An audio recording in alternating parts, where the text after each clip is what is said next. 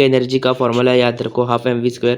सो ml/2 T⁻⁻², ये इसका हो गया इंटू सॉरी, जब ये एनर्जी का हो गया, प्लैंक कांस्टेंट का निकालना है तो F हमें यहाँ नीचे आ जाएगा, सो इसका ऊपर मल्टीप्लाई हो जाएगा। सो फाइनल आंसर आएगा वो ml/2 T⁻⁻1। ये याद भी रख सकते हैं, ग्रेविटेशनल जो कांस्टेंट था, और इसका आप याद रख सकते हैं क्योंकि ये बहुत ज़्यादा पूछे जाते हैं। और थोड़ा एग्जांपल दे देता हूँ, जैसे कि इलेक्ट्रिक फील्ड और पोटेंशियल ग्रेडियंट, इन दोनों का भी सेम डायमेंशन होता है। ओके, लिख देता हूँ सेम डायमेंशन। सो इन दोनों चीज़ों का डायमेंशन सेम होता है। ओके, और थोड़ी अगर आपको एग्जांपल चाहिए तो एक्सेलरेशन और ग्रेविटेशनल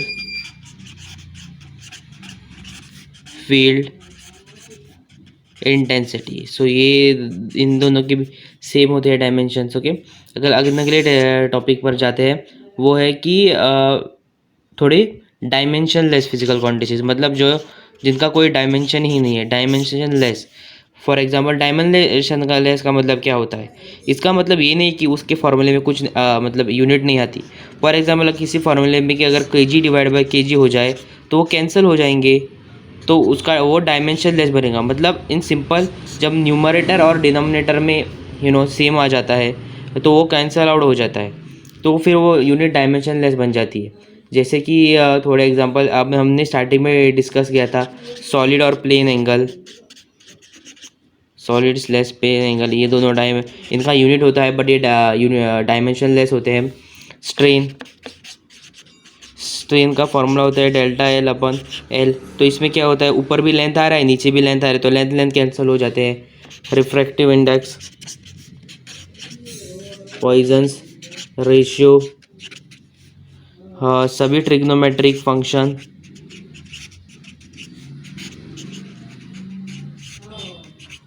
जैसे कि sine theta, cos theta, tan theta, और सभी कॉजेक थीटा, सभी।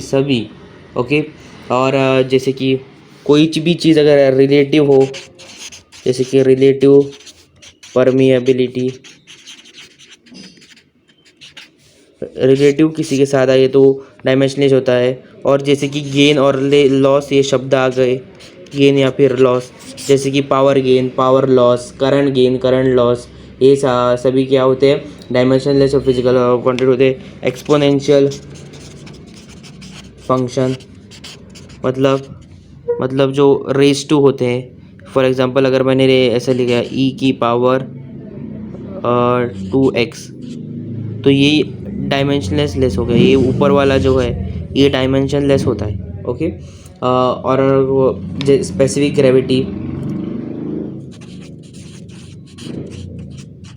ये भी एक रिलेटिव टर्म है, तो ये भी सभी डायमेंशनलेस हो जाते हैं। ओके, अगले टॉपिक पर जाते हैं। हाँ, उससे पहले और एक एग्जांपल, इम्पोर्टेंट एग्जांपल है, वो है कि ये आपके बहुत काम आने वाला है, क्योंकि एक chapter mechanical properties of solid में है यंग्स मॉड्यूलस और प्रेशर। इन सभी का डायमेंशन सेम होता है। इनका डायमेंशन हमको याद रखना है, तो एक तो ऑप्शन ये है कि एनर्जी डेंसिटी का मतलब मैंने बताया था कि डिवाइड बाय वॉल्यूम हो जाता है, आप ऐसे याद रख सकते हैं। और प्रेशर का फॉर्मूला होता है फोर्स बाय एरिया, तो आप इस फार्मूला से याद कर सकते हैं। ओके, नेक्स्ट फार्मूला है कि अब थोड़े क्वेश्चन में ऐसा आ जाता है कि फॉर एग्जांपल एक फिजिकल क्वांटिटी है, तो उसके पास डायमेंशन है, तो क्या उसके पास यूनिट होना चाहिए, क्या है? तो सब मतलब मैं पहले कॉन्सेप्ट बता देता हूँ। तो ये आपको याद रखना है, सबसे पहले यूनिट आता है, उसके बाद में डायमेंशन आता है। ये आपको याद रखना है और इसी से आपके सभी स्टेटमेंट सॉल्व हो जाएंगी। एग्जांपल देता हूँ, लेट्स से कि एक physical quantity have dimension, then it may have unit. तो ये स्टेटमेंट ट्रू है फॉल्स है? आपको क्या लगता है, ज़रा सोचे। तो इसका आंसर है फॉल्स। क्यों फॉल्स हुआ? क्योंकि यहाँ पर मे नहीं मस्ट आना चाहिए था। क्योंकि अगर मैंने क्या बोला, पहले यूनिट आता है फिर डायमेंशन आता है, तो अगर डायमेंशन आया है तो यूनिट तो डेफिनेटली आया होगा ना। एक बार फिर से मैं आपको बताता हूँ, पहले यूनिट आता है फिर डायमेंशन आता है। अगर डायमेंशन आया है तो इसका मतलब यूनिट तो 100% आया होगा, तो ये मस्ट आना चाहिए था। अगर फिजिकल क्वांटिटी के पास डायमेंशन है तो डेफिनेटली उसके पास यूनिट होगा। ओके, लेट्स से अगला क्वेश्चन लिखते हैं। Physical quantity does not have dimension,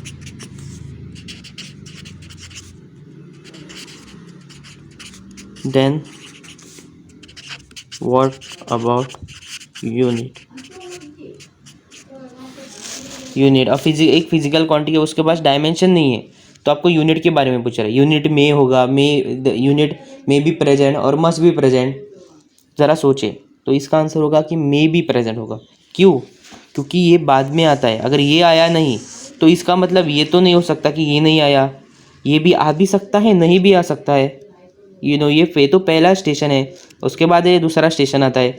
तो ये अगर ट्रेन दूसरे स्टेशन पर नहीं गई तो इसका मतलब ये नहीं कि वो पहले स्टेशन पर नहीं गई, हो सकता है कि वो वहाँ पर जाकर ही रुक गई हो। समझ रहे हैं ना? तो इसका आंसर होगा कि may be unit present. May be present, क्या प्रेजेंट? Unit present. ओके, तब मे बी यूनिट प्रेजेंट होती। ओके, और एक क्वेश्चन लिखते हैं। Physical quantity have unit, then dash dimension. Dimension के बारे में बताओ। तो अगर किसी फॉर एग्जांपल किसी फिजिकल यूनिट है तो डायमेंशन हो ना, मे भी है या मस्ट भी है। ये पहला स्टेशन है, इससे आगे गाड़ी जा भी सकती है, नहीं भी जा सकती है। उस गाड़ी की चॉइस है, उस रेलवे की चॉइस है कि आप पहले स्टेशन से दूसरे स्टेशन जाना चाहती है, नहीं जाना चाहती है। तो इसका आंसर मे भी होगा।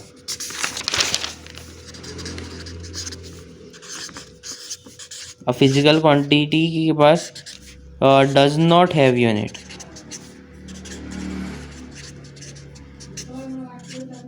does not have unit।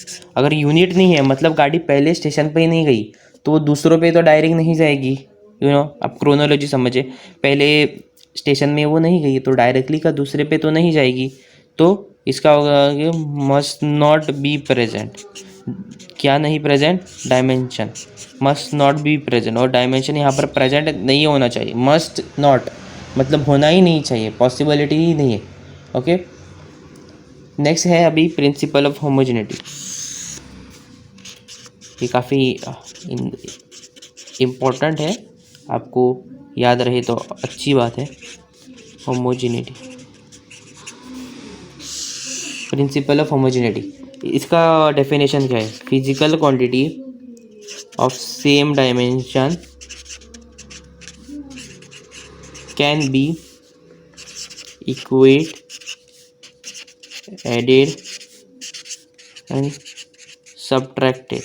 मतलब जो अगर for example A plus B हो रहा है तो आप ए को और बी को तभी ऐड कर सकते हैं जब ए का डायमेंशन और बी का डायमेंशन सेम है। एक बार फिर बताता हूँ, आप दो चीज़ों को ऐड या फिर सब्ट्रैक्ट तभी कर सकते हैं जब उनका डायमेंशन सेम हो। ओके, सो डायमेंशनली जब वो इक्वल होते हैं तभी आप उनको प्लस या माइनस कर सकते हैं। सिर्फ प्लस और माइनस, हाँ अलग अलग डायमेंशन है तो उनको डिवाइड भी करते हैं। ओके, एक क्वेश्चन है यहाँ पर और एक PYQ है 2006 का, इसमें ये वैल्यू दी है P = AT + B/T+C। अब इसमें पूछा है कि आपको A का डायमेंशन बताना है, B का बताना है, C का बताना है। ओके, तो सबसे पहले मैंने आपको क्या बताया, दो चीज़ें जो ऐड और सब्ट्रैक्ट होती है उनका डायमेंशन सेम होना चाहिए। तो सबसे पहले मैं सबसे इजी ऑप्शन के पास जाता हूँ। एक मिनट में वैल्यू ठीक से लिखता हूँ, A × T + B/T+C। अच्छा, ये डिनोमिनेटर में दोनों प्लस हो रहे हैं, ये दोनों T+C हो रहा है, इसका मतलब इन दोनों का डायमेंशन सेम होगा। मैंने आपको बताया था कोई भी चीज़ ऐड या सब्ट्रैक्ट हो तो उसके लिए सबसे पहली कंडीशन है कि उन दोनों का डायमेंशन सेम होना चाहिए। तो ये दोनों चीज़ें अगर एडअप हो रही है तो ये क्लियर इंडिकेशन है कि इनका डायमेंशन सेम है। तो T = C हो गया। अब T क्या होता है? टाइम, तो C की यूनिट डायमेंशन क्या आएगा? = टाइम आ गया। फर्स्ट फाइंड हो गया। अब नेक्स्ट फाइंड करते हैं, B का फाइंड करते हैं। ओके, B और यहाँ पर ये वेलोसिटी दी है, क्वेश्चन में दिया है, मैंने वो फुल लैंग्वेज नहीं लिखी क्वेश्चन की। ओके ओके, सो B/T+C। अच्छा, ये हम इसको इक्वल टू AT भी कर सकते हैं और =V भी कर सकते हैं। ओके, तो हम वेलोसिटी को करते हैं क्योंकि हमको वेलोसिटी की मालूम है। हमको यहाँ पर अगर हम = AT करेंगे तो हमको ए की तो मालूम नहीं है, ए की तो हमें फाइंड करनी है क्वेश्चन में। सो B/T+C = V। अब ये T+C का डायमेंशन एक ही है तो हम इसे एक ही बार लिख सकते हैं। ओके, क्योंकि दोनों का डायमेंशन तो सेम ही है, इसका भी T है, इसका भी T है, तो हम एक बार लिखते, एक ही टाइम इसे लिखते हैं। ओके, अब ये यहाँ पर मल्टीप्लाई होगा, ये कैंसिल हो जाएगा। सो B का भी सिर्फ जो वैल्यू है वो L बच जाएगी। अब फाइनली AT का बचा है, AT = हम V करेंगे वेलोसिटी का। सो ये वेलोसिटी का LT - 1 अपॉन ये T नीचे आ गया तो ये हो गया LT - 2 वैल्यू हो जाएगी। आपको समझ, एक बार मैं फिर से ये क्वेश्चन एक्सप्लेन करता हूँ। हमें क्वेश्चन में इक्वेशन दी थी V = AT + B/T+C, ये क्वेश्चन था हमारा। ओके, और हाँ एक इम्पॉर्टेंट चीज़ मैं कुछ शेयर करना चाहूँगा कि जब यही चैप्टर ख़त्म हो जाएगा, मुझे लगता है कि जल्दी ख़त्म हो जाना चाहिए। जब वो चैप्टर ख़त्म हो जाएगा तो इसके बाद में मैं PYQs का सेशन लाऊंगा और उसमें मैं नीट और JEE दोनों के अच्छे PYQs लाऊंगा। ओके, और अच्छा सा सेशन करेंगे हम। ओके, जल्दी आएगा वो, ये चैप्टर फिनिश होने के बाद आएगा। मुझे लगा कि पहले पूरी थियोरी और थोड़े बेसिक क्वेश्चंस करा देते हैं, उसके बाद PYQ करेंगे और अच्छे क्वेश्चंस करें। PYQ इन जनरल करेंगे mostly. Okay, V = AT + B/T+C। अच्छा, तो हमको पहले C का निकालना था। मैंने आपको बता दिया है कि आप दो चीज़ों को ऐड तभी कर सकते हो जब उनका डायमेंशन सेम हो। सो T + C हमने किया क्योंकि इन दोनों का डायमेंशन सेम है। सो टी इक्वल टू सी कर सकते हैं हम। हाँ, एक आप ट्रिक ऐसे मान सकते हो कि आप प्लस या फिर माइनस इन जैसे क्वेश्चन में उनको आप इज इक्वल टू की तरह ट्रीट कर सकते हो। ओके, प्लस या फिर माइनस को आप इज इक्वल टू की तरह ट्रीट कर सकते हो। टी इज इक्वल टू सी, तो प्लस की जगह इज इक्वल टू आएगा तो सी इक्वल टू टी आएगा। टी मतलब क्या होता है, टाइम होता है। नेक्स्ट हमने को फाइंड करना है बी बाई टी प्लस सी। हम अब इसे इक्वल टू ए टी भी कर सकते हैं और वेलोसिटी भी कर सकते हैं। ओके, ये हमारे पास ऑप्शन है। ओके, हम इक्वल टू 80 नहीं कर रहे हैं क्योंकि बिकॉज हमको ए का डायमेंशन नहीं मालूम है। तो बी बाई टी प्लस सी, तो हम टी प्लस सी को सिर्फ एक ही बार लिख सकते हैं क्योंकि दोनों का डायमेंशन तो टाइम के इक्वल ही है। तो हमने टाइम के इक्वल टू लिख दिया। यहाँ पर हमने वेलोसिटी का डायमेंशन डाल दिया, so L T minus one into T कर दिया, तो टी टी कैंसिल होके लेंथ का डायमेंशन बचा बी के लिए। लास्ट बचा ए टी के लिए हमें इक्वल टू वी डाला वेलोसिटी, ताकि आंसर मतलब आसान रास्ता है वो। So A T equal to V L T minus one, ये टी नीचे आ गया टी, सो ये ऊपर गया तो एल टी माइनस टी हो गया। एक बार मैं आपको और एक मेथड से दिखाता हूँ, मतलब अगर आपको डाउट है तो मैं A T is equal to B by T plus C से आपको दिखाता हूँ कि कैसे मतलब ये इस मेथड से भी सेम ही आंसर आएगा। आप जैसे कि देखिए, बी का वैल्यू हमने तो एल आ गई बी की वैल्यू। टाइम तो हम एक ही बार लिखेंगे और ये ऊपर वाला टाइम जब नीचे मल्टीप्लाई आएगा तो टी, सो एस से भी एल टी माइनस टू ही आंसर आता है, आप देख सकते हैं। ओके, अब नेक्स्ट टॉपिक के पास जाते हैं। अगला क्वेश्चन देखते हैं, ये भी एक इम्पॉर्टेंट कंसेप्ट है। For F is equal to, for example अगर A cos B X T, और अगर इसमें आपको बी का डायमेंशन पूछा है, क्वेश्चन क्या है, फाइंड डायमेंशन ऑफ पी। तो आपको याद रखना है जो ये अंदर की वैल्यू होती है ये इक्वल टू वन होती है। डायमेंशनलेस मतलब इक्वल टू वन होता है इन जनरल। ओके, तो अब ओके ये कॉन्सेप्ट, तो B X T equal to आप वन डाल सकते हैं। ओके ओके, एक्स की यहाँ पर एक्स मतलब इन जनरल लेंथ होता है। ओके, इन जनरल ना मतलब ऐसा भी हो सकता है किसी क्वेश्चन में आपको एक्स फाइंड करने के लिए, ठीक है ना। आपको याद रखना है इन जनरल इसकी वैल्यू लेंथ का की तरह ट्रीट किया जाता है। So B into L into T is equal to one, उस साइड गए तो L minus one T minus one. So okay, याद रखना है आपको। एक बार कैसे कंसेप्ट बता देता हूँ कि जो ब्रैकेट में है उसकी वैल्यू इक्वल टू वन हो जाती है। ओके, अभी नेक्स्ट कंसेप्ट है कि एक मिनट, हाँ एक सेकेंड ज़रा। अच्छा जी,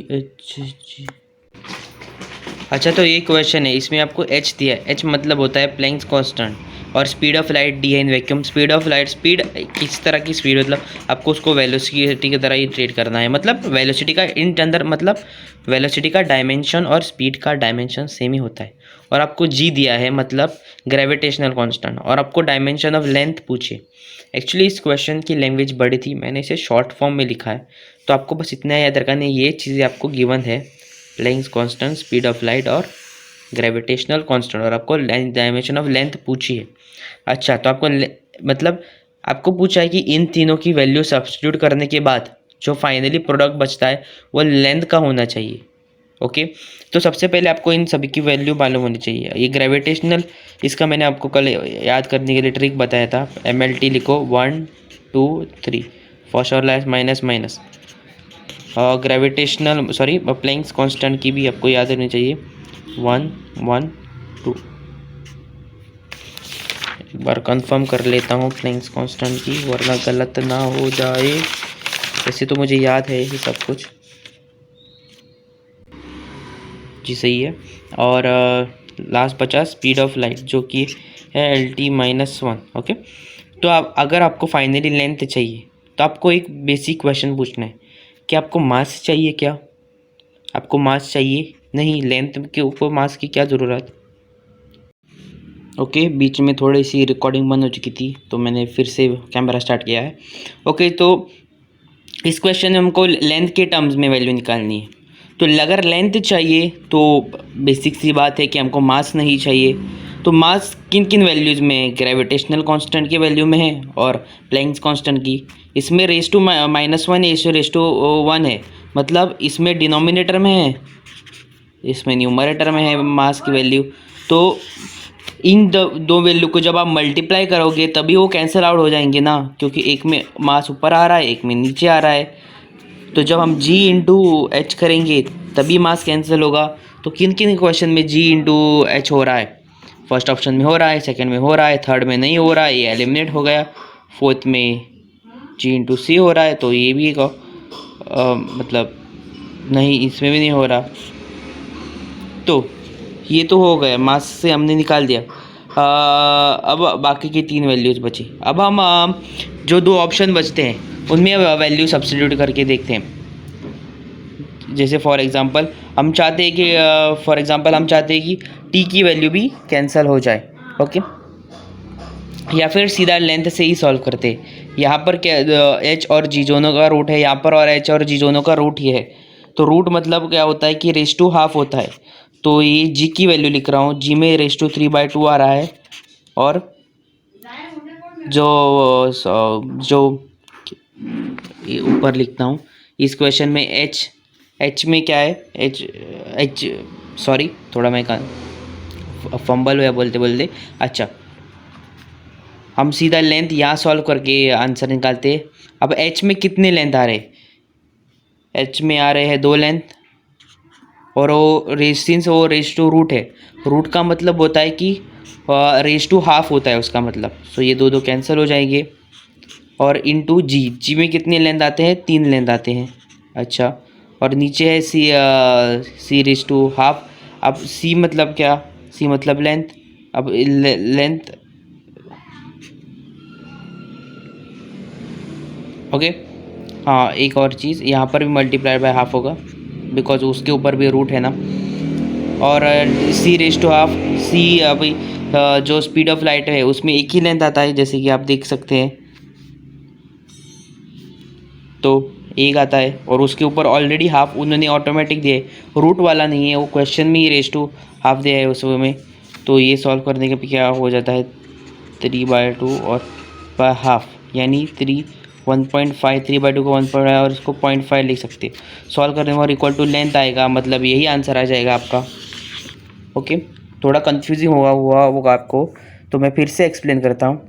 तो हमें 3 वैल्यूज़ दी गई है, प्लैंक्स कांस्टेंट की, स्पीड ऑफ लाइट की और ग्रेविटेशनल कांस्टेंट की। अच्छा, तो अभी यह तीनों का डायमेंशन होता है। हमें इस क्वेश्चन में मास नहीं चाहिए, ओके, क्योंकि हमको लेंथ फाइंड करनी है। तो इसमें मास है और इस दोनों वैल्यू में मास है, तो मास कैंसिल आउट कैसे होगा? जब जी और एच को मल्टीप्लाई करेंगे तो मास कैंसिल आउट होगा, क्योंकि ये रेस टू -1 है और रेस टू 1 है। तो ये डिनोमिनेटर में आएगा, ये न्यूमरेटर में आएगा, ये कैंसिल हो जाएगा। ओके, अब नेक्स्ट चीज़ है कि हम लेंथ फाइंड करनी है। ये मास वाले कंसेप्ट से ऑप्शन नंबर सी और ऑप्शन नंबर डी तो एलिमिनेट हो गया। ओके, अब हमने लेंथ की वैल्यू इस क्वेश्चन में डाली। फॉर एग्जांपल एच में लेंथ कितना आता है? 2 लेंथ आता है। सिंस उसके ऊपर रूट है तो हमको जो रेस टू 2 आएगा उसको मल्टीप्लाइड बाय हाफ करना पड़ेगा, क्योंकि रूट का मतलब होता है रेस टू हाफ। तो इसलिए हमने इसे मल्टीप्लाइड बाय 2 किया। बाद में हमने जी में की वैल्यू, जी में कितने लेंथ है वो डाले। जी में 3 लेंथ है, सो 3 इंटू हाफ। और नीचे हमने जो हमारे स्पीड में का डायमेंशन होता है LT-1। सो इसमें एक लेंथ आता है, सो वो एक लेंथ तो आता है, पर यहाँ पर उन क्वेश्चन में रेस टू हाफ दिया है, मतलब एक तरह से वो भी रूट ही है। तो हमने एल रेस टू हाफ लिखा है, ओके, क्योंकि वो मल्टीप्लाइड बाय 1 होता है तो हाफ ही रहेगा। इसको जब हम सॉल्व करते हैं तो फाइनली हमारे L raise to 3/2 upon L divide by half, ये सॉल्व करने पर एल ही आता है। ये मैंने सिर्फ सिंपली एग्जांपल के लिए लिखा है कि 3/2 को आप 1.5 लिख सकते हो और हाफ को 0.5 लिख सकते हो। ये ऊपर जाएगी वैल्यू 1.5 माइनस 0.5 है, 1 बचेगी, सो एल रेस टू 1। सो ये सेटिस्फाई कर रहा है इक्वेशन को। अच्छा, फॉर इन्फॉर्मेशन में ये भी बता देता हूँ कि इसमें क्या आएगा ऑप्शन नंबर डी में, यहाँ पर लिख के बता देता हूँ। अब एच में कितने लेंथ आते हैं? एच में 2 आते हैं, लेकिन रेस टू हाफ है। और जी में तो 3 आते हैं बट रूट है इंटू 3/2। ये कितने बचे, ये 2 कैंसिल होके यहाँ L 1 बचा, यहाँ पर 3/2 बचा, सो यहाँ पर 5/2 बचा। और यहाँ के नीचे ऑप्शन में C 5/2 है। इसमें लेंथ की एक ही वैल्यू आती है स्पीड में, सो ये दोनों कैंसिल हो जाएंगे, इक्वल टू 1 आ जाएगा। तो ये सेटिस्फाई नहीं कर रहा है हमारे क्वेश्चन को। ओके, आपको समझ में आया? अगर नहीं समझ में आया तो आप कमेंट सेक्शन में लिख सकते हैं। मैं डेफिनेटली अगली क्लास में ये क्लियर करूँगा। और एक आप पॉइंट लिखिए कि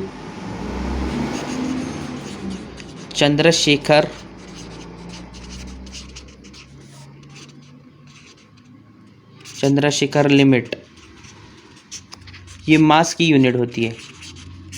चंद्रशेखर लिमिट ये मास की लिमिट होती है। ओके, तो अब हम आगे बढ़ते हैं।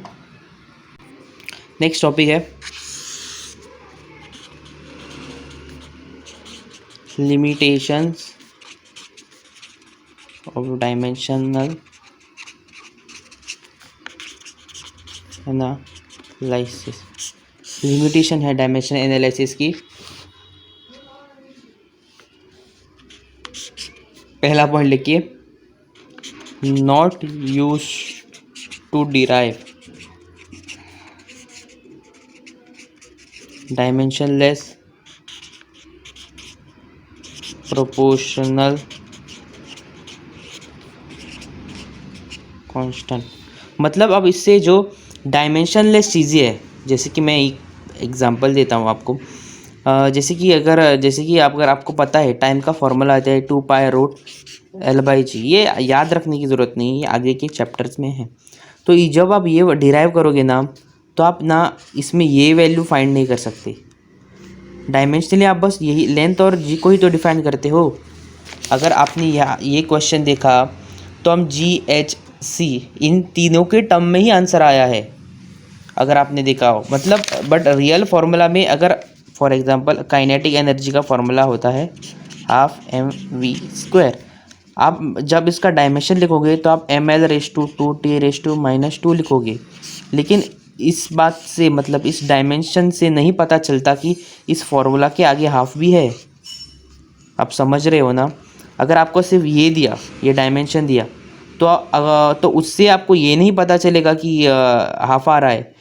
ये डायमेंशन एनर्जी का ये है तो सही है। फॉर एग्जाम्पल, मतलब आप समझ रहे हैं ना? अगर मैंने आपको दिया ml/2T⁻, इतनी ही वैल्यू दी आपको, और बोला कि ये किस एनर्जी का है, तो आप ये नहीं बोल सकते कि ये सिर्फ काइनेटिक एनर्जी का है। ये पोटेंशियल एनर्जी का भी हो सकता है, और जो बाकी की एनर्जीज है उनका भी तो हो सकता है ना। तो क्या होता है कि जब इस डायमेंशन एनालिसिस में सिर्फ आप जो ये वेरिएबल्स होते हैं, जैसे कि MV, मतलब जो इंग्लिश के लेटर्स होते हैं, इन जनरल मतलब वही मतलब आप डिराइव कर सकते हो। मास, लेंथ, जो फंडामेंटल क्वांटिटीज़ होते हैं ना, वही डिराइव होते हैं। ये जो स्टार्टिंग में जो हाफ नंबर या फिर 2π होता है, ये उसमें डिफाइन नहीं होते। ओके, सेकेंड थिंग, और dimensionless function not derive. Directly function भी डायमेंशनलेस फंक्शन होते हैं, जैसे कि साइन थीटा, कॉस थीटा, ये भी आप इन फार्मूला से डिफाइन नहीं कर सकते, क्योंकि ये डायमेंशनलेस क्वांटिटीज़ होती है। ओके, और थर्ड पॉइंट है, cannot derive formula which have +/-। For example ut + ½ AT²। आप ये फार्मूला नहीं फाइंड कर सकते ut + ½ AT², क्योंकि जिस फार्मूले में प्लस माइनस आ रहा है, आप वो फार्मूला डिराइव नहीं कर सकते इन चीज़ों से। ओके, और यही इसकी लिमिटेशंस है, मेन इसकी लिमिटेशंस है। ओके, नेक्स्ट टॉपिक है, जैसे कि मैंने आपको बताया था कि यूनिट पहले आता है, फिर डायमेंशन, वैसे आपको याद रखना है कि पहले डायमेंशन करेक्टनेस आती है, डायमेंशनली एक इक्वेशन करेक्ट होती है, बाद में वो फिजिकली करेक्ट होती है। जैसे कि मैंने आपको बताया कि हाफ mv² ये काइनेटिक एनर्जी का है। आप इसका डायमेंशन कहाँ लोगे तो क्या आएगा, ml/2 T⁻², क्योंकि हम डायमेंशन में ये सामने वाला फार्मूला नहीं लेते। अब इसी की जगह अगर 8 mv² होता तो आप इसका फाइंड करके देखिए, इसका भी यही आता, क्योंकि इसको तो हमने इग्नोर ही करना है, तो हम m और v का दिक्कत है। तो इक्वेशन पहले डायमेंशनली करेक्ट होती है, बाद में वो फिजिकली। अब 8 mv² ये फिजिकली करेक्ट इक्वेशन नहीं है, लेकिन half mv² physically correct equation है। ओके, लेकिन 8 mv² ये डायमेंशनली इक्वेशन करेक्ट है, क्योंकि जो स्टार्टिंग का नंबर है जो स्टार्ट में लिखते हैं वो नंबर तो इग्नोर ही होना है। तो स्टार्ट में 8 हो या हाफ हो तो उससे ज़्यादा फर्क नहीं पड़ता। ओके, अब नेक्स्ट बात करेंगे हम सिग्निफिकेंट फिगर्स की।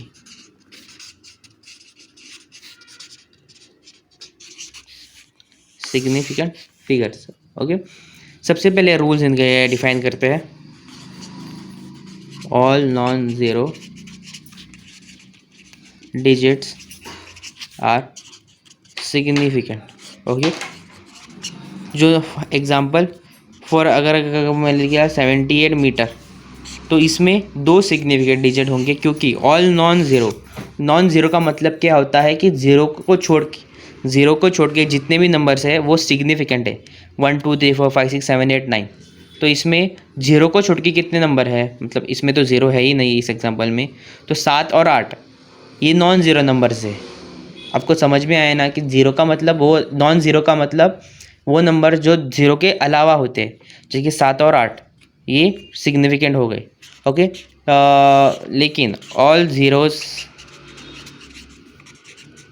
Between non zero digits are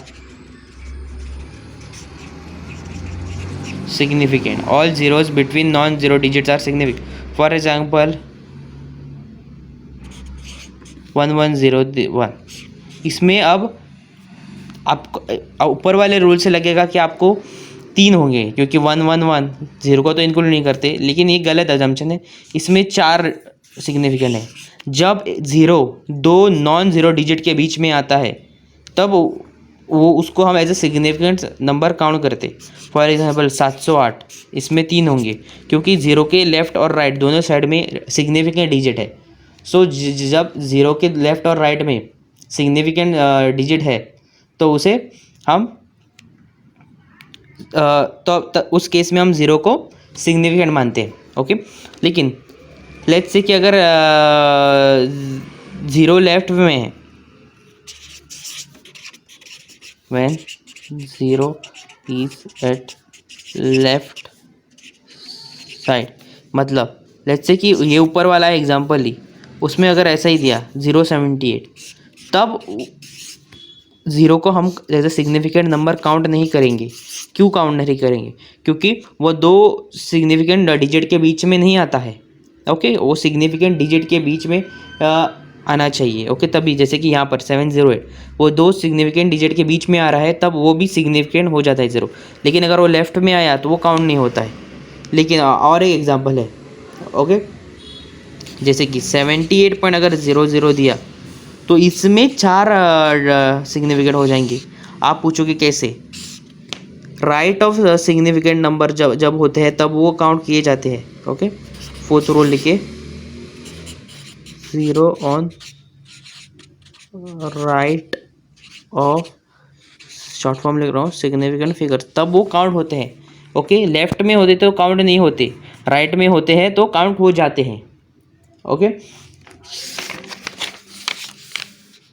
5th point, exact number have infinite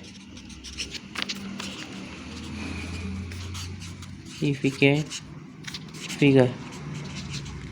जैसे कि अगर मैंने बोला कि मेरे पास 3 बुक है, ये इनफाइनाइट सिग्निफिकेंट हो जाएंगे, क्योंकि ये एक पर्टिकुलर ऑब्जेक्ट को डिफाइन कर रहे हैं। ओके, क्योंकि 30 बुक्स, ओके, जैसे कि आप पर्टिकुलर वैल्यू, जैसे अगर आप किसी डिफाइन करते हो, आगे पिछले एग्जांपल में हमने क्या लिखा था कि 78 मीटर 78 सेंटीमीटर्स, लेकिन आप जैसे एक ऑब्जेक्ट रख दोगे, बुक, पेन, पेंसिल, अगर ऐसे ऑब्जेक्ट रख दोगे, उस केस में जो सिग्निफिकेंट फिगर्स है वो इनफाइनाइट हो जाते हैं। ओके, और एक इम्पोर्टेंट एग्जांपल, जैसे कि मैंने बोला आपको 78.00, इसमें तो 4 सिग्निफिकेंट हो जाएंगे, लेकिन अगर ऐसा होता 7800, तब सिग्निफिकेंट फिगर 2 हो जाएंगे। तो अब उस फॉर्मूले में ज़रा मॉडिफिकेशन लेके रखना, zero right of on right of significant figures when, अब मेरी यहाँ जगह नहीं, लेकिन आप, मैं डिक्टेट कर रहा हूँ, आप लिखना when significant figures when decimal present. Okay, जब डेसिमल होता है तभी वो आगे वाले जीरोस काउंट हो जाते हैं, अदरवाइज वो काउंट नहीं होते हैं। ओके, थोड़े अच्छे एग्जाम्पल कर देते हैं। 0.01020, इसमें कितने होंगे, अब टाइम लीजिए, तो इसका आंसर है 4। अब थोड़े लोग पूछेंगे कि आपने ये जीरो कैसे काउंट कर लिया, ये तो राइट में है, आपने यहाँ पर तो काउंट नहीं किया था। हाँ, मैं एग्री करता हूँ, लेकिन यहाँ पर डेसिमल पॉइंट है, ये आपने मिस कर दिया। अगर डेसिमल पॉइंट के राइट साइड में हो तो काउंट हो जाते हैं, लेकिन डेसिमल पॉइंट के बाद भी एक रूल है कि ये लेफ्ट ऑफ सिग्निफिकेंट में नहीं होना चाहिए। आपने ये लेफ्ट है, ये काउंट नहीं हुआ ज़ीरो, लेकिन ये वाला काउंट हो गया। आपने देखा, ये वाला काउंट नहीं हुआ, लेकिन ये वाला काउंट हो गया। ओके, सो इसमें 4 सिग्निफिकेंट फिगर्स होते हैं। ओके, और एक क्वेश्चन हाँ, अच्छा, इसमें बताइए आप कितना होता है, तो इसका आंसर है 1। ये ऊपर वाले एग्जाम्पल की तरह ही है, राइट साइड वाले हुए वो काउंट नहीं होते हैं, लेकिन अगर ऐसा होता 308, तब तीनों काउंट हो जाते हैं, बिकॉज ये ज़ीरो दो नॉन ज़ीरो डिजिट्स के बीच में है। ओके, और एक इम्पॉर्टेंट रूल, एक इम्पॉर्टेंट एग्जांपल आप लिख सकते हैं, 3.04 × 10⁻23। तो इसमें ये जो वैल्यू है 10⁻23, ये एक वैल्यू काउंट नहीं होगी, तो बस आपको इसके सिग्निफिकेंट डिजिट लिखने हैं, जो कि हो गए 3। ओके, तो आपको वो पावर काउंट नहीं करनी है, ये इम्पोर्टेंट पॉइंट था इसमें। नेक्स्ट है कि अगर आप किसी दो चीज़ को ऐड कर रही हो, a + b, तो आंसर होना चाहिए मिनिमम डेसिमल प्लेसेस में, और a/b कर रहे हो तो मिनिमम सिग्निफिकेंट फिगर्स में आंसर होना चाहिए। ओके, या फिर मल्टीप्लाई या फिर डिवाइड, और प्लस न या फिर माइनस, ये ऊपर वाला, ये नीचे वाला रूल्स, ये फर्स्ट सेकेंड, ये आपको याद रखना है। एक एग्जांपल देता हूँ मैं, फॉर एग्जांपल 9.99 - 0.0099, दोनों मीटर में है, ये भी मीटर में, इसकी वैल्यू कितनी आएगी। आपके पास 4 ऑप्शन दिए हैं, 9.9801 मीटर, 9.98 मीटर, 9.980 मीटर और 9.9 मीटर। तो आपको ये, आप मैथ सॉल्व करने मत बैठ जाओ, मैंने क्या बोला था, जब प्लस और माइनस हो तो मिनिमम डेसिमल प्लेसेस, इन दोनों वैल्यूज़ में डेसिमल प्लेसेस मिनिमम किसके पास है, मतलब डेसिमल पॉइंट के बाद किसके पास कम वैल्यूज़ है। तो आप देख सकते हैं कि डेसिमल पॉइंट के पास, इसके पास 2 नंबर है, और इसके पास 1 2 3 4 5, सॉरी 1 2 3 4 नंबर है। तो आपको ऐसी वैल्यू ढूंढनी है ऑप्शन में जिसके डेसिमल पॉइंट के बाद 2 वैल्यूज़ हो। तो आप देख सकते हैं ऑप्शन नंबर बी। समझ में आए ना, जब ऐड या फिर सब्ट्रैक्ट करते हैं तो डेसिमल पॉइंट के बाद कम वैल्यूज़ आनी चाहिए, मतलब कम नंबर आने से आई। जैसे कि यहाँ पर 1 2 है, यहाँ पर डेसिमल पॉइंट के बाद 1 2 3 4 है। यहाँ पर मैं सिर्फ वैल्यूज़ बोला, मैंने यहाँ पर वैल्यू डेसिमल पॉइंट पर बात हो रही है, यहाँ पर सिग्निफिकेंट नंबर की बात नहीं हो रही है। ये मत समझना कि पॉइंट के बाद 1 2, मतलब इस नंबर में सिग्निफिकेंट नंबर 2 ही है, लेकिन मैंने बोला है कि डेसिमल पॉइंट के बाद नंबर कितने हैं, 1 2 3 4, सिग्निफिकेंट नंबर्स नहीं, यहाँ सिर्फ नंबर्स बोला मैंने। ओके, तो इसमें आपको कन्फ्यूजन हो सकती है। ओके, नेक्स्ट एक मल्टीप्लिकेशन या फिर डिवीजन वाला क्वेश्चन लेते हैं। अगर 1.5 डिवाइड बाय 1.5, इसकी वैल्यू कितनी आएगी? ओके, ऑप्शन देता हूँ। अगर आपको लग रहा है कि इसका आंसर ऑप्शन डी है तो आप गलत हैं, क्योंकि ऑप्शन डी नहीं होगा, क्योंकि आपको इसमें सिग्निफिकेंट नंबर्स किसके पास कम है अकाउंट करना। सिग्निफिकेंट नंबर दोनों के पास सेम है, वो है 2। तो आपको ऐसा ऑप्शन ढूंढना है जिसमें 2 सिग्निफिकेंट नंबर्स है। तो ऑप्शन नंबर सी ये करेक्ट आंसर हो जाएगा, क्योंकि इसमें सिर्फ 2 ही सिग्निफिकेंट फिगर्स है। ओके, नेक्स्ट है राउंडिंग ऑफ। ओके, ये काफ़ी इजी टॉपिक है, आपने पहले भी कभी पढ़ा होगा। पहले रोज लिख लेते हैं। अगर शॉर्ट फॉर्म में रोज लिख, अगर नंबर लेस देन 5 है तो no change, greater than 5 increase by 1, और अगर equal to 5 increase by 1 if और नो चेंज इफ इवन। अब एक बार रूल्स लिख लीजिए कि अगर नंबर लेस देन 5 है तो नो चेंज, ग्रेटर देन 5 है तो इंक्रीज द नंबर बाय 1, और इक्वल टू 5 है तो इंक्रीज बाय 1। ओके, इफ और and no change if even. Okay, example दे देता हूँ मैं आपको। फॉर एग्जांपल एक नंबर है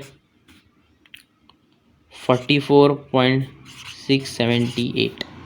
अगर आपको सिर्फ 3 नंबर चाहिए, 3 ही नंबर चाहिए, तो आप कैसे राउंड ऑफ करोगे? 44 पॉइंट, आप चाहते हो कि डेसिमल के बाद सिर्फ एक ही पॉइंट में आंसर आए, आप नहीं चाहते कि ये 1 2 3 नंबर आए, तो आप ये नंबर देखोगे। इसके पिछले वाला नंबर क्या है? 7 है। 7 एक ग्रेटर देन 5 है। जब नंबर ग्रेटर देन 5 है तो आगे वाली यूनिट को आपको 1 से बढ़ा देना है। समझ में आया? और एक एग्जांपल लेते हैं 50.788। आपको फिर से 3 यूनिट्स में आंसर चाहिए, तो आप लिखोगे 52 पॉइंट, और ये नंबर होता है, मतलब जो नंबर नहीं चाहिए, मतलब जो लास्ट डिजिट है उसको ही चेंज करना है। तो 8, 8 के पहले का नंबर है 7, 7 ये ग्रेटर देन 5 है, तो 8 ये 9 बन जाएगा। थोड़ा दूसरा एग्जांपल लेते हैं 99.832। अगर आप इसको जब कन्वर्ट करोगे तो 8 के पहले का नंबर 3 है, अगर नंबर लेस देन 5 है तो वो जैसी वैल्यू है वैसी रहने देनी है आपको। Okay okay, 1 point. Let's say कि इस बार आपको चाहिए आपको कि ये 4 ही डिजिट में आंसर आए, डेसिमल पॉइंट नहीं आई, तो आप इसको कन्वर्ट करोगे 101, और 4 का प्रीवियस नंबर है 3 जो लेस देन 5 है, तो आप उसे वैसे ही रहने दोगे। ओके, अब जो लास्ट था वो उसका 2 एग्जांपल लेते हैं। फॉर एग्जांपल 1116.5, तो आप चाहते हो कि 4 डिजिट में ही आंसर आए, तो आप 101, और जो 6 के आगे नंबर है वो 5 है। और जब मैंने बोला पिछले पेज पर लिखा है अगर नंबर इवन है तो नो चेंज, और ऑड है तो इंक्रीज बाय 1। तीन यहाँ पर 6 है, 6 तो इवन है तो वो वैसे ही रहेगा, लेकिन इसी एग्जांपल में अगर 3 आ जाता तो वो इंक्रीज बाय 1 हो जाता। ओके, आई होप आपको समझ में आएगा। अगर आपकी कोई कन्फ्यूजन है तो आप कमेंट सेक्शन में ज़रूर बताइए। ओके ओके, एक सवाल आपके लिए, 3.750 को आप 2 डिजिट में कन्वर्ट करिए। ओके, सिर्फ 2 डिजिट बोला किया, सो इसका आंसर आएगा 3.8, क्योंकि 2 डिजिट में बोला मैंने, सो इसका प्रीवियस नंबर 5 है, और अगर 5 के आगे और नंबर है तो उसे इंक्रीज बाय 1 करना है, तो उसको 3.8 आ जाएगा। ओके, सो नेक्स्ट है accuracy and precision. Okay, definition लिखिए, closeness of measured value to true value of physical quantity is known as accuracy. Okay, for example मैं आपको दिखाता हूँ। अगर आपने को ऐसे एक्सपेरिमेंट किया, ओके, और लेट्स से कि एक वैल्यू है, आई एक्सपेरिमेंट किया, एक रॉड है फॉर एग्जांपल, और उसकी लेंथ है 8 मीटर। आपने मेजर की, आपके पास 8 नहीं, थोड़ा डेसिमल में लेते हैं, 8.6 मीटर है। आपने वैल्यू मेजर की, आपके पास आए 8.4 मीटर। आपके दोस्त ने मेजर की 7.8 मीटर, और आपके और एक दोस्त ने मेजर की 9 मीटर आ गई। तो इसमें से मोस्ट एक्यूरेट वैल्यू कौन सी होगी? मोस्ट एक्यूरेट वैल्यू होगी वो आपकी होगी, क्योंकि आपकी वैल्यू ट्रू वैल्यू है 8.6, उसके बहुत पास आ रही है। इसे कहते हैं एक्यूरेसी। और एक टर्म होती है प्रिसीजन। प्रिसीजन का मतलब होते हैं measure of the extent to which successive measurements of a physical quantity differ from one another। ओके, ज़रा मेरी हैंड राइटिंग के लिए मुझे माफ़ कर देना, क्योंकि वो मार्कर ना, उसमें जो लिखता हूँ वो ठीक से दिख नहीं रहा इस मार्कर से। लेकिन आप जो मैं डिक्टेट करता हूँ वो आप सुन के लिख लीजिएगा। ओके, फॉर एग्जांपल यही और रॉड का एग्जांपल लेते हैं। 8.6 मीटर आए, तो अगर आपने मेजर किया, आपके लिए आपका आंसर आया 8.6, आपके दोस्त में उसके लिए 8.60 मीटर आया, और आपका और एक दोस्त है उसके ऊपर आंसर आया 8.00604 मीटर। 601 लिख लेते हैं। ओके, और आपका आया 8.6 मीटर। तो इसमें से मोस्ट प्रिसाइज वैल्यू होगी जो बहुत ही एक्यूरेटली, मतलब बहुत डिटेल में जो वैल्यू बताती है उसे मोस्ट प्रिसाइज वैल्यू कहती है। तो ये मोस्ट प्रिसाइज वैल्यू होगी। ओके, 8.6004। आप प्रिसीजन को ऐसे ही याद रख सकते हो कि जिस क्वेश्चन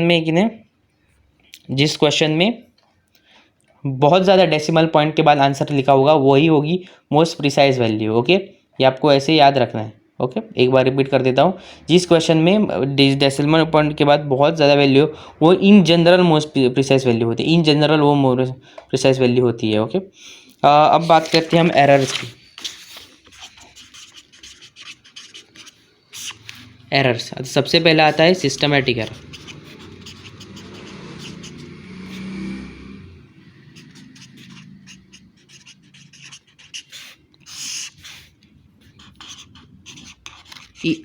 आपको एरर तो पता होगा, एरर मतलब गलती।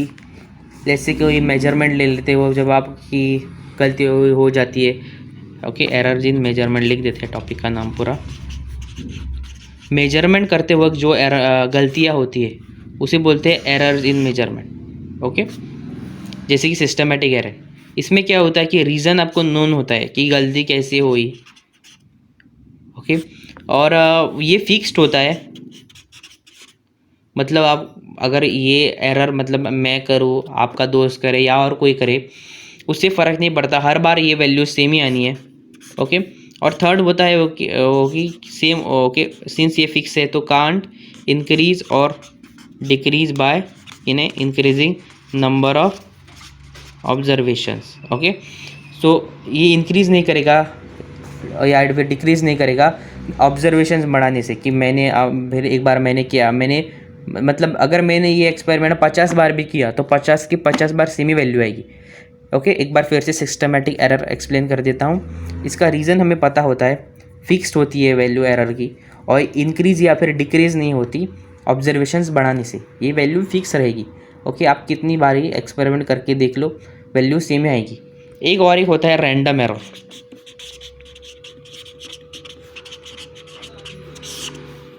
ओके, इसका रीज़न पता नहीं होता कि गलती कैसी हुई है। ओके, इर्रेगुलर होता है, स्लैश वेरीज इन मैग्नीट्यूड। मतलब अगर मैंने की ये एक्सपेरिमेंट, मतलब ये गलती की, तो मेरी वैल्यू अलग आएगी, मेरे दोस्त ने की तो अलग आएगी, और किसी ने की तो वैल्यू आएगी। तो ये वेरी करती है। ओके, लेकिन इसकी अच्छी बात है कि can be minimize by taking large number of observations. Okay, जितनी ज़्यादा आप ऑब्जर्वेशंस लोगे, मतलब जितनी जितनी बार आप एक्सपेरिमेंट रिपीट करोगे तो उतनी उतनी गलतियाँ कम होगी। ओके, तो इसका एक ग्राफ है। ओके, जैसे रैंडम एरर का फॉर्मूला होता है। Okay, x into N is equal to constant. X का एन मतलब क्या होता है, नंबर ऑफ ऑब्जर्वेशन, और एक्स होता है एरर। ओके, तो इसका ग्राफ होता है ना वो एक्स और एन का इन्वर्स होता है, क्योंकि जब आप नंबर ऑफ ऑब्जर्वेशन बढ़ाओगे तो एरर कम होगा। ओके, जब आप ऑब्जर्वेशन बढ़ाओगे तब एरर कम होगा, जो मैंने अभी यहाँ लिखा। और लेकिन इसका फिक्स रहता है, तो इसका एक्स और एन का ग्राफ होगा हमेशा कांस्टेंट रहेगा। कितनी आप ऑब्जर्वेशंस बढ़ा लो, एरर वो हमेशा सेम ही रहेगा। ओके, एक लास्ट एरर के बारे में बात करते हैं, फिर आज का लेक्चर ख़त्म करते हैं। नेक्स्ट वो है लीस्ट काउंट एरर। ओके, ये क्या होता है least count error? Minimum measurement taken, जो मिनिमम होती है, और वही जो मिनिमम मेजरमेंट होती है वही मैक्सिमम एरर बाय इंस्ट्रूमेंट होता है। ओके ओके, लीस्ट काउंट मतलब क्या? जो मिनिमम मेजरमेंट ले सकते हैं आप। ओके, और वही होता है maximum error bye instrument. Okay, तो यही ख़त्म करते हैं आज का लेक्चर। Okay, thank you. अगर कोई भूल चूक हो गई तो कमेंट सेक्शन में बताना, फीडबैक बताना। और ओके, तब तक के लिए ओके, बाय।